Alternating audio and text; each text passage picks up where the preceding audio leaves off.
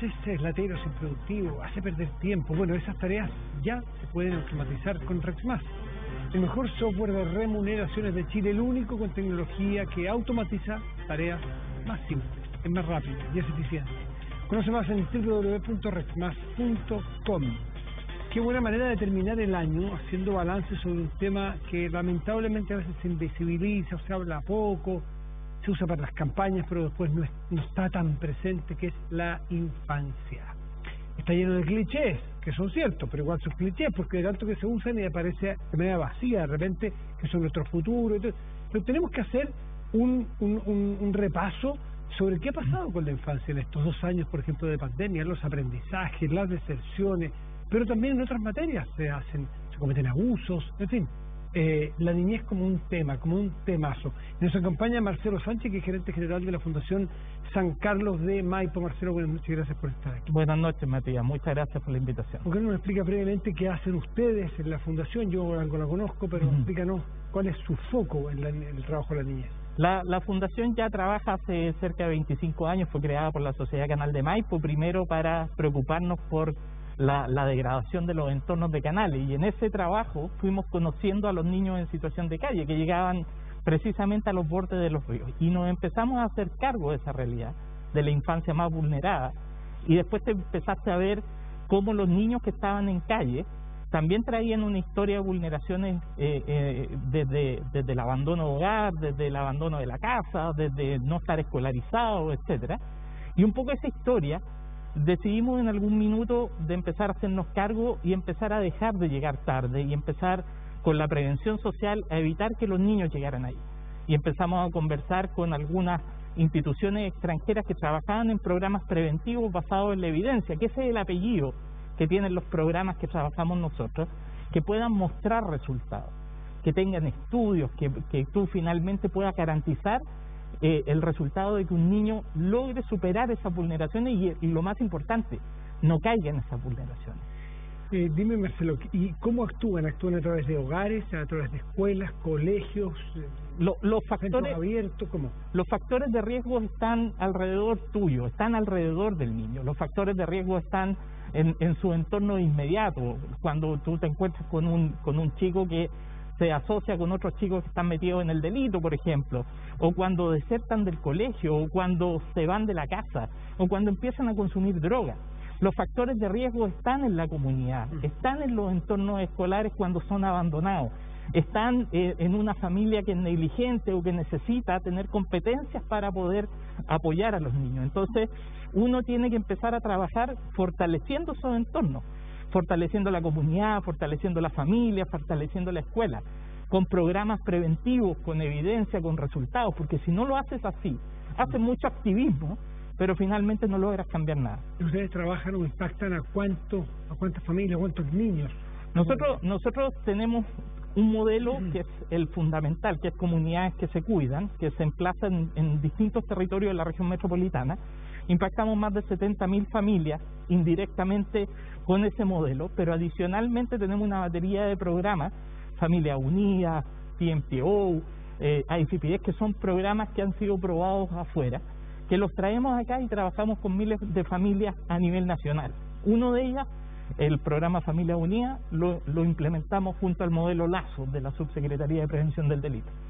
Ya el próximo año en 16 comunas. Ok. ¿Y cuál es la conclusión que sacan de estos 2 últimos años, donde la infancia o los niños, los escolares, han sufrido, particularmente los más vulnerables, de una manera muy dura, y que probablemente todavía no tengamos las conclusiones o definitivas o el resultado de qué pasa con esa generación que estaba aprendiendo a leer, estaba recién aprendiendo las primeras operaciones aritméticas, matemáticas? ¿Tienen conclusiones ustedes? Mira, yo creo que acá lo primero es que también hay que entender que existía una gran situación de vulneración o de déficit importante en la población infantil en muchas materias. O sea, si tú miras, por ejemplo, los índices de pobreza infantil son prácticamente el doble de la pobreza de ingreso del público en general, digamos, de la población general. Si tú miras el acceso a la salud mental, por ejemplo, en el caso infanto-juvenil, es peor que el acceso de la población general, y eso que la población general ya es insuficiente. Entonces, Cuando hablamos de infancia, claramente estamos hablando de uno de los grupos más vulnerables dentro del contexto nacional. O sea, tenemos cerca de 900.000, poco más de 900.000 niños que están en pobreza multidimensional. Uno de cada 3 niños que nacen en la Araucanía nace en situación de pobreza. Entonces, hay diferencias territoriales, hay diferencias económicas que van marcando también este camino, estas trayectorias que afectan, por ejemplo, temas tan sensibles como el aprendizaje.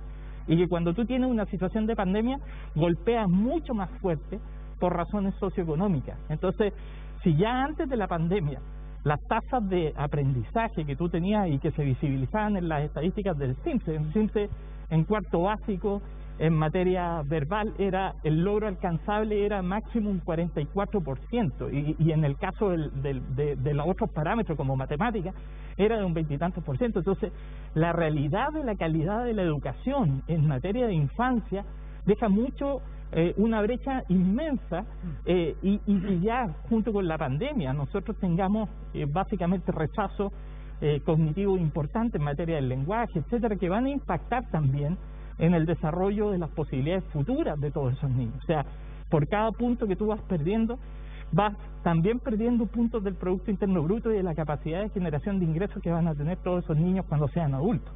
2 años prácticamente de niños que no han podido ir a clase.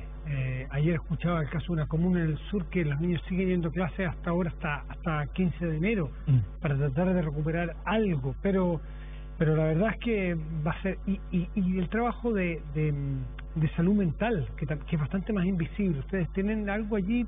Hay varios elementos que hay que considerar en materia de salud mental, no solamente todo lo que ha generado el tema de la pandemia, o sea, fundamentalmente los problemas de socialización, el desarrollo de las habilidades blandas, especialmente en 2 edades que son fundamentales, la preescolar y la adolescencia, que justo son momentos en donde la plasticidad cognitiva es más amplia y necesitan la socialización.